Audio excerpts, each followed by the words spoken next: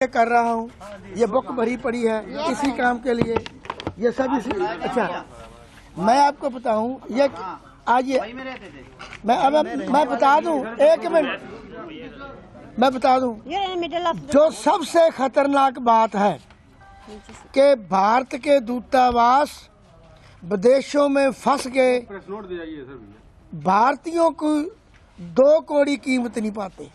एक बहुत खतरनाक बात है। मैं तो 1998 से लगा हुआ हूँ, ऐसे आदमी छुड़ाता हूँ बाहर से, सैकड़े दर्जनों लाया हूँ। अब मेरी बात सुनिए, इसमें क्या हुआ कि सबसे खतरनाक बात है कि यहाँ से जब बच्चे जाते हैं ऐसे लोग, इनके पासपोर्ट वो शिप में हो, वो फैक्ट्री में हो, वो होटल में हो, वो ऊँट चराने के लिए ले जाते हैं, पासपोर्ट छीन कर अपने कब्जे में ले लेते हैं, फिर ये यर्गमाल बन जाते हैं, कैप्टिव हो जाते हैं, ये जा ही नहीं सकते। He was also like a captive. Passport हम लोग का शिप पे ही था, लेकिन सर हम लोग किसी कंट्री में एंटर नहीं कर सकते विद प्रॉपर वीजा, उनके विद देम। अच्छा, अभी मैं आपको बताऊंगा, दर्जनों लड़कियां बैठी हैं सऊदी अरब में, दर्जनों, जिनको शेख मिसयूज करते हैं, पासपोर्ट ले लिए। अच्छा, और ऊँट चराने के लिए ले जाते हैं यहाँ एजेंट, वहाँ पासपोर्ट छीन लिए। तो इस बात के लिए आपने शायद पहली दफ़ा सुना होगा कि कोई केस, कोई जनता का सेवक वो लेकर के है ministry of overseas, MOIA, ministry of overseas Indian affairs, वो अकबर होटल होता था, वहाँ उसका दफ्तर है, किसी को दफ्तर भी नहीं पता। हम वहाँ गए, हम यहाँ, मैं सुषमा स्वराज से मिला, बेटी ने लगातार उनको गाली गलौज, झगड़ा झुगड़ा जो हम कर सकते थे किया। आखिर एक ये बचकर आ गए, एक श्री मदन गोयल चेन्नई के रहने वाले, मदन गोपाल स्वराज जी ने आपकी मदद की है। हाँ की, स्वराज जी ने की। क्या कहा उन्होंने अधिकारी को कहा कि चेकअप करो, तो जब हम कहेंगे तो कुछ ना कुछ तो करेंगे। अच्छा, मेरा मतलब कहने का 2 चीजें मैं आपके पेश करता हूँ। ऐसे लोग हम लाए करेंगे, हम हजारों लाए हैं पिछले 20 वर्ष में। एक तो ऐसे कीमती भारतीय, आप देख लीजिए इनकी दुर्दशा कितनी है। नंबर 2, एक्सप्लॉयटेशन कितनी है।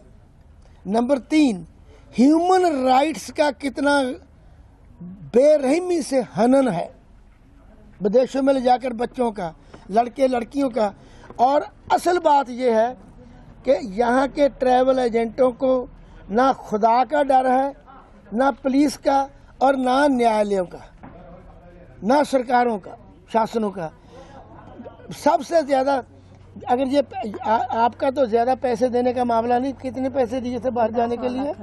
किस चीज में सर? एजेंट को नहीं दिए, एजेंट नहीं, 1,20,000 दिया था। 1,20,000 भी दिया। कि वहाँ पर ऐसे दर्जनों और सैकड़ों मालूम, आप मालूम कहते हो, वहाँ तो आग लगी हुई है, उनको पता है, उनके मज़ारे होते हैं, मुर्दाबाद होती है, पटाई होती है, अकेला मालूम, सब पता है, लेकिन ढीठ बहुत है। बोलिए। मेरा सवाल है, क्या आप, एक मिनट, आपसे मेरा सवाल है, क्या आप इन जैसे नौजवानों को सचेत करेंगे कि ये 1,000 अमेरिकन डॉलर जो मोटी मोटे पैसा दिखा के वर्गलाते हैं, इनको प्रलोभन देते हैं, उन प्रलोभन में ना जाके कुछ चेक और बैलेंसेस होते हैं, एक मिनट, उनके जाल में अमेरिकन डॉलर कौन दे देगा तनख्वाह? सुनिए, 1,000 60,000 ही है। देखिए, वर्गला यही तो बात है। आप बहुत शोर में चाहते हैं, बात की बीमारी ये है कि ट्रैवल जो एजेंट हैं वो इतने बेरहम हैं कि आपको, वो ये एक्सप्लॉयटेशन है, ये प्लंडरिंग है, ये लूट है। आप कितना भी कहो आदमी को, मुझे बताइए, खुले इश्तिहार क्यों छपते हैं जी? अखबारों में इश्तिहार छपता है, दुबई खुल गया, क्यों छपता है?